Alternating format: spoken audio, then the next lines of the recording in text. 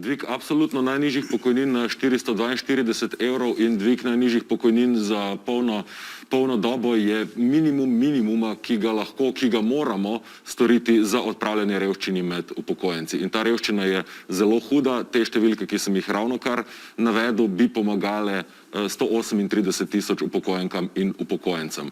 Najnižja pokojnina je 246 evrov.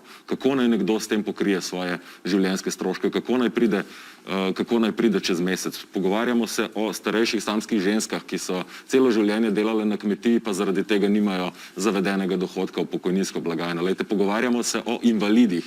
Invalidi prejemajo take mizerne zneske. In seveda moramo to popraviti. Navsezadnje tudi pokojninski sistem, v katerega ni vgrajena solidarnost, v katerega ni vgrajeno načelo socialnosti, ni javen pokojninski sistem. Pri nas pa imamo javen pokojninski sistem in prav je, da ga prilagodimo na tak način, da bo pomagal k preživetju upokojencev.